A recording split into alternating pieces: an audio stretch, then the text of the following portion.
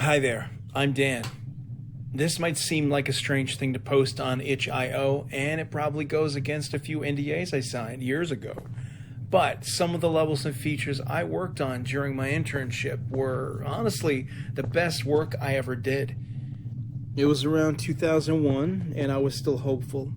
I believe this could be my way into the industry. Recently, I decided to dig through some old backups and compile what I could into a playable form, just to share it with the community.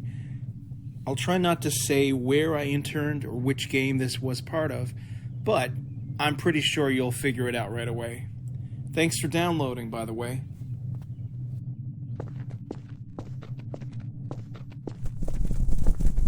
This was the first level I ever built in this engine. My task was to explore lighting workflows and figure out how we could take advantage of newer GPUs at the time. The idea for the scene was simple. The protagonist boards a train and sees a decaying city in the distance. It was meant to establish tone, give the player a quiet moment to feel the world before the story really began.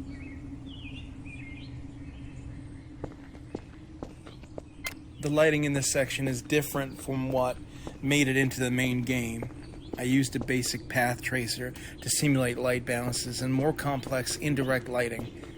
It wasn't real time, but it let me pre-compute high quality irradiance. The leads shot it down immediately. Said 32-bit light maps were excessive and wouldn't scale with memory budgets. Thing is, there was no performance hit. Press the F key if you want to see the 32-bit light map.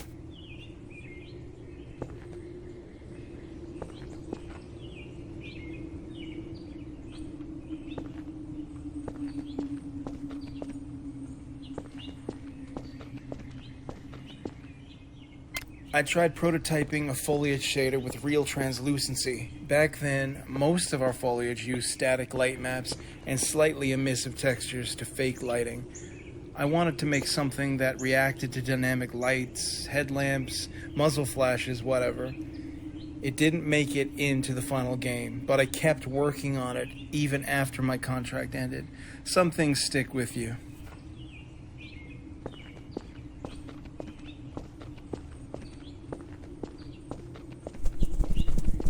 This is where I started to give up.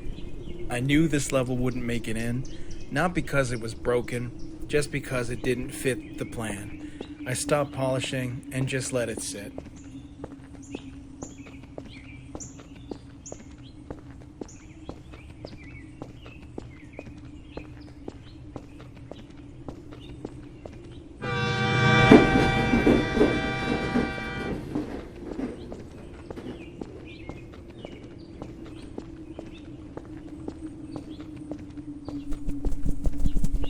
I wanted to move beyond Vertex lighting and start using pixel shaders, especially for localized lighting interactions. This little cabin was my test case. Step inside and watch how the light responds in real time. It felt like magic to me back then.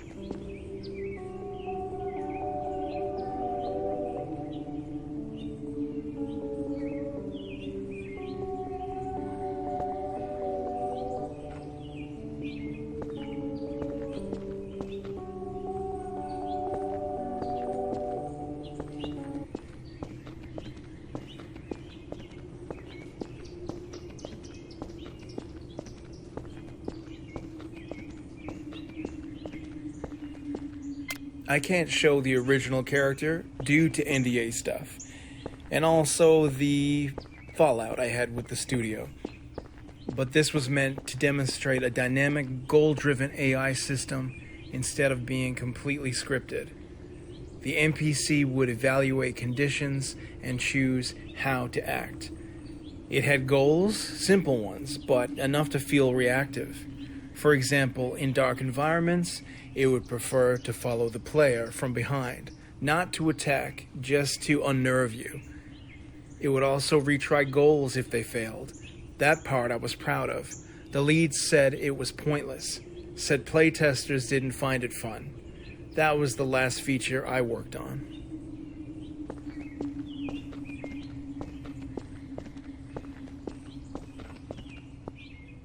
At the time, Artists had to manually fine-tune materials just to make assets blend into the environment. Everything was baked. Nothing was consistent. My goal was to create a more unified material system, something flexible enough to work with baked lighting, but still grounded in physical behavior. Back then, physically based rendering was still just a concept paper floating around online. This was my first attempt at bringing it into the engine.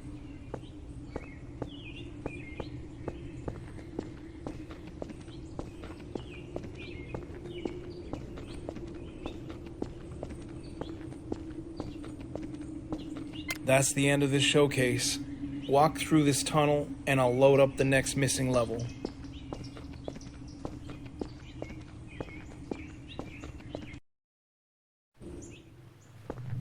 So, this was one of the few levels I actually managed to finish. It was meant to take place after a massive battle on the beach. The player would escape inland through this old, half-buried mining facility. But right after I submitted it, the story changed, just like that. No one really said anything about my work, no notes, no feedback. I think this was the moment I realized maybe no one was watching at all.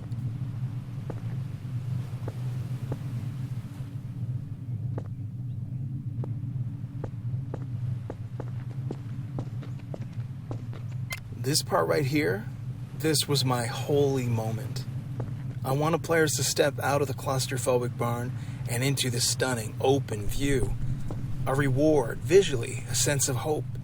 Technically, it was also my big pitch, my path trace light baking system in action. I really thought it would convince the team that we could go beyond an old light map trick. But no one ever mentioned it afterward. It was like I never sent the build.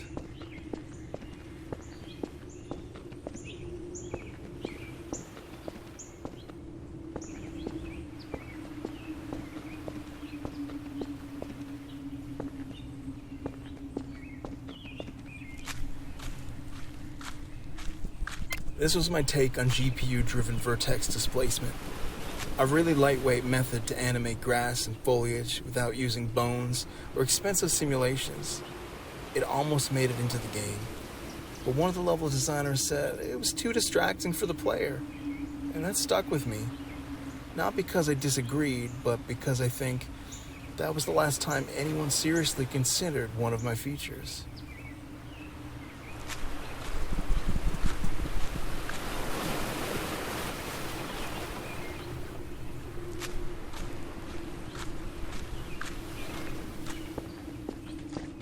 I was also in charge of water shaders during that phase. This system had support for planar reflections, refractions, even basic ripple response. I fully expected it to get shot down like the rest of my work, but surprisingly, 2 people came by and talked to me about it that day. Just 2. I remember that clearly because it made me happy.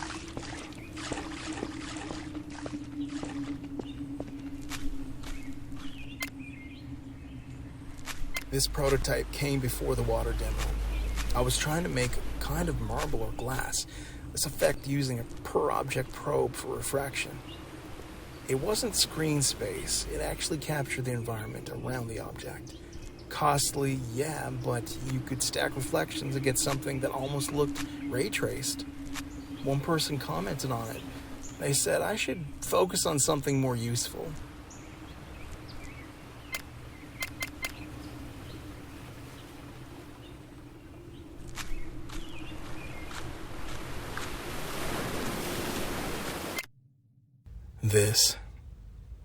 This is where I got fired.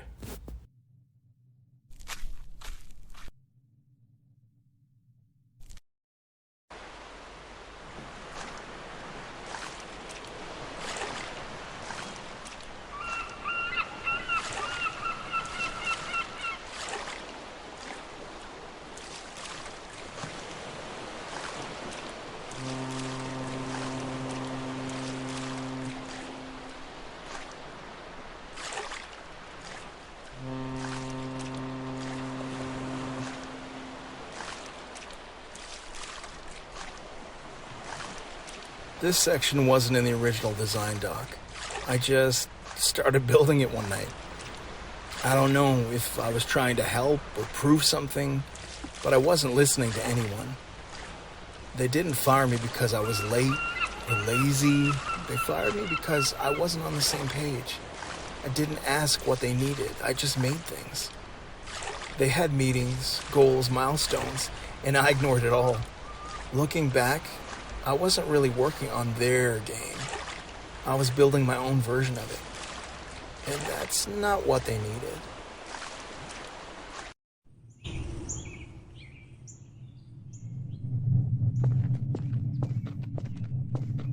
I made this at home, still pretending to be a developer.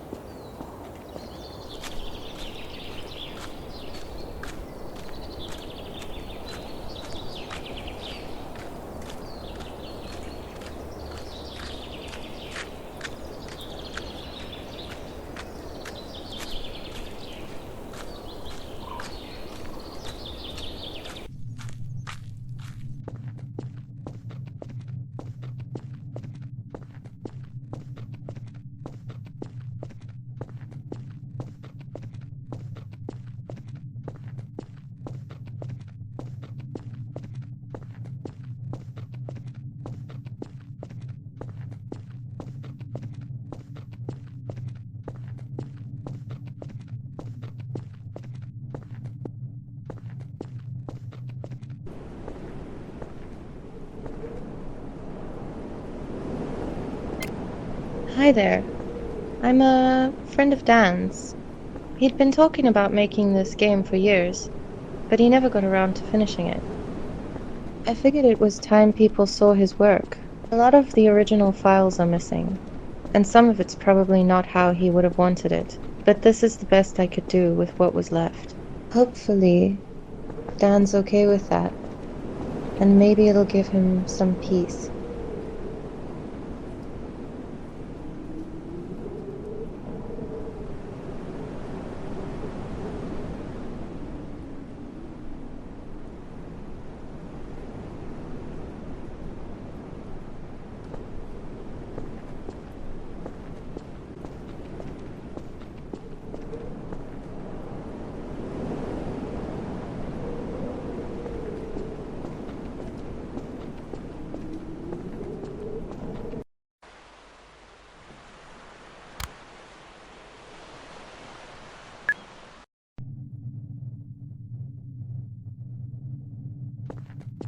Hi, my name is Andre. I'm the creator of this silly game, and I thought it would be even more meta if I make a behind the scenes level. If you haven't played the main game yet, press escape now and go play it.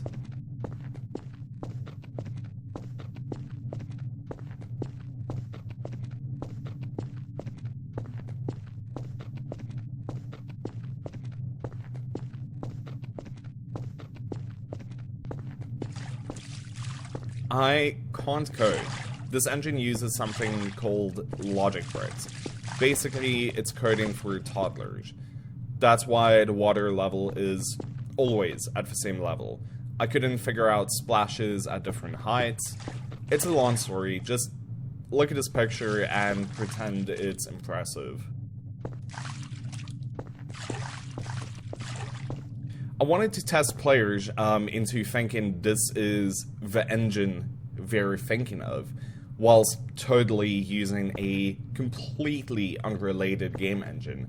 It's called the Range engine. It's related from the old discontinued Blender game engine, by the way. So yeah, if you can leave a comment, tell me if I successfully tricked you, that would be lovely. I made this game out of pure nostalgia. You already know what games and engine I'm hinting at.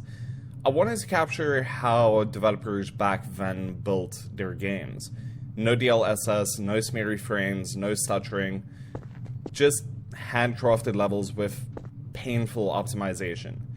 I think I managed to scratch that itch. For a moment, I felt like a developer straight out of the era.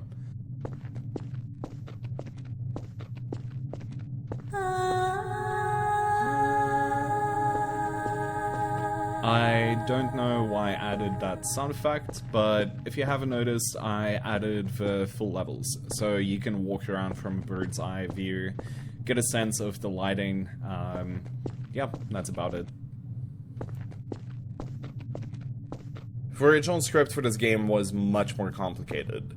The elevator pitch, 4 developers bickering, fighting, falling in love, giving up, and eventually at the end just coming to terms that this project is done, and some of them actually found peace in the final level.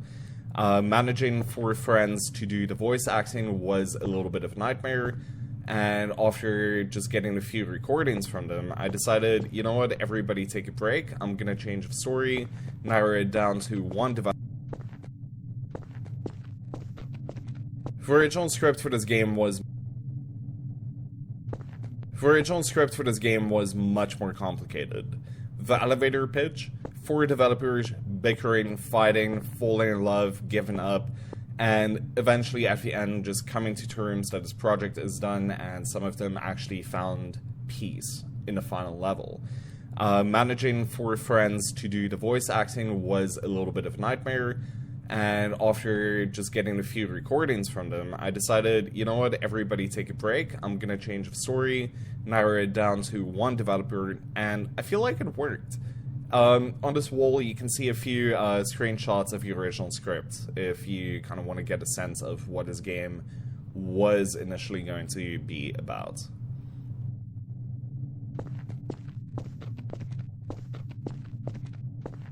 This behind-the-scenes level was initially going to be multiple levels with some artsy stuff and whatever. I'll show a screenshot of the first level, but for now, just appreciate this tree.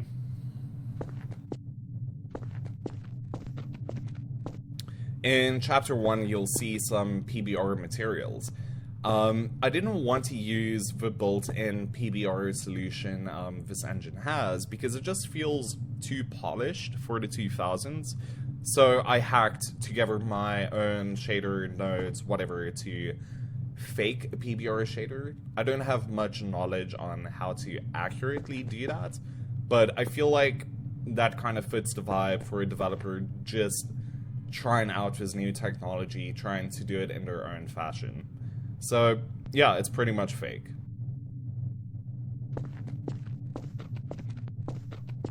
I have to thank Adam, the voice actor behind this game. I told him not to act, just talk, and he nailed it. He sounded exactly like a developer just trying to explain his work. It was pretty good, so thank you, Adam.